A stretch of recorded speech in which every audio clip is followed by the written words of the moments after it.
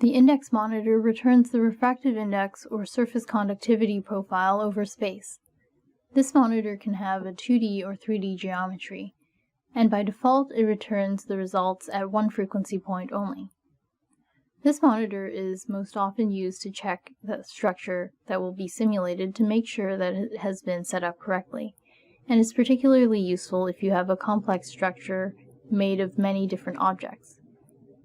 It's also helpful if you have multiple overlapping objects, since it allows you to check which object will be simulated in the overlapping region.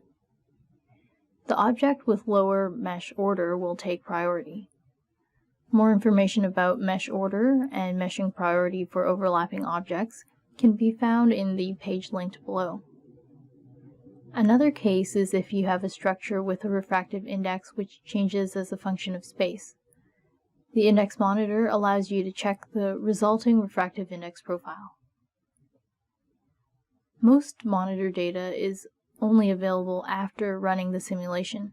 However, the refractive index profile and surface conductivity can be previewed before running the simulation. A simulation region must be added before the index data preview can be generated.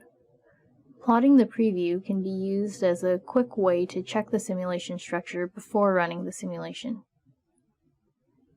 Data from index monitors is also used to calculate a variety of quantities, such as spatial power absorption and optical generation rates. Common post-processing data analysis functions can be found in the analysis section of the object library.